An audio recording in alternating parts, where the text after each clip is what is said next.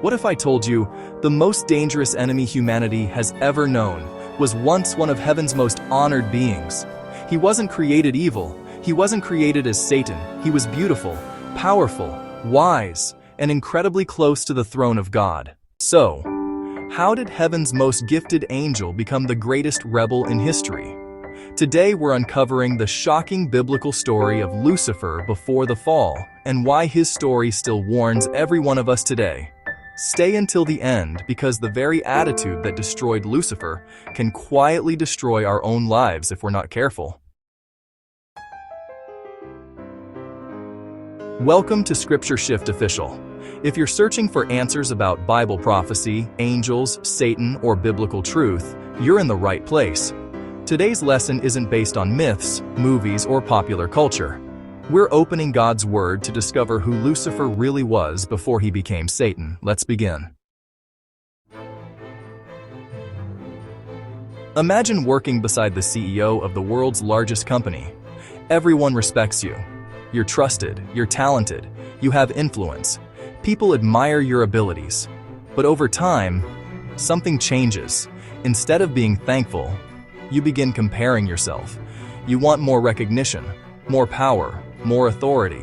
Eventually, you convince yourself, I deserve the top position. That desire destroys your career, your relationships, and your future. This isn't just a modern story. It's exactly what happened to Lucifer. The Bible first describes Lucifer in Ezekiel 28:12-15. While the passage addresses the king of Tyre, many Christians understand its language to also point beyond the earthly ruler to the spiritual being empowering him, because it describes someone who was in Eden and served as an anointed cherub. It says, "You were the seal of perfection, full of wisdom and perfect in beauty." Lucifer wasn't created sinful, he was created perfect. He possessed extraordinary wisdom, remarkable beauty, and tremendous responsibility. Verse 14 says, "You were the anointed cherub who covers." Cherubim are angels associated with God's holiness and throne. Lucifer occupied an honored position. Everything about him reflected God's creative perfection.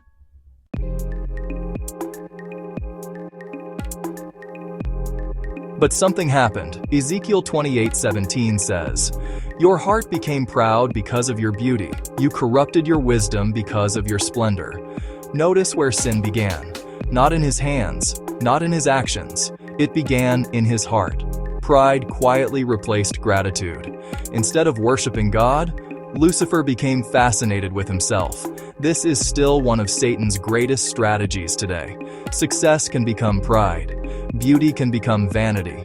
Intelligence can become arrogance.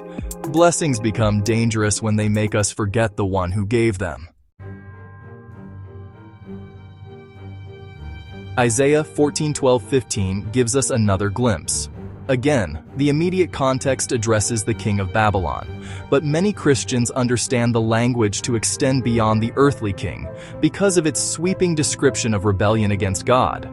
5 times Lucifer declares, I will ascend into heaven. I will exalt my throne. I will sit upon the mount. I will ascend above the clouds. I will be like the Most High." His problem wasn't ambition alone.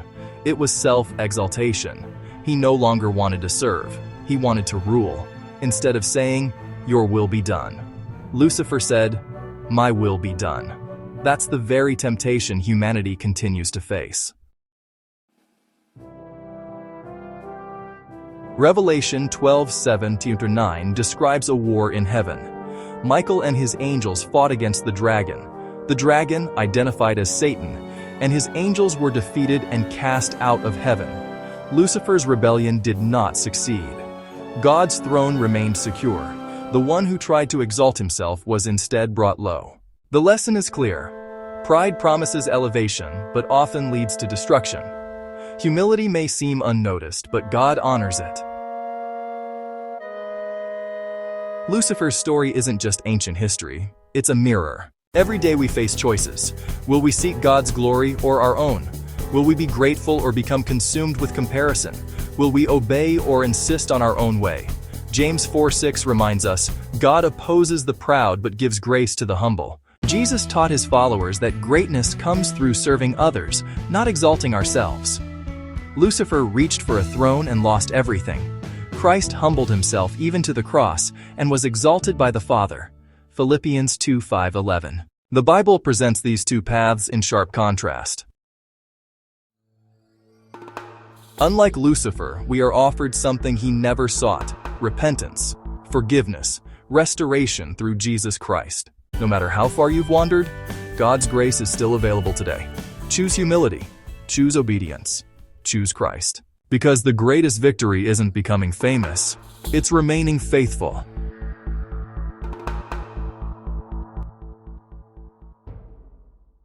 If this study helped you understand who Lucifer was before the fall, type "I choose humility" in the comments. If you enjoy Bible studies that explain difficult passages in clear language, subscribe to ScriptureShiftOfficial, like this video, and share it with someone who wants to grow in God's Word. Remember, the story of Lucifer isn't just about the first rebellion in heaven. It's also a warning and an invitation to keep our hearts centered on God.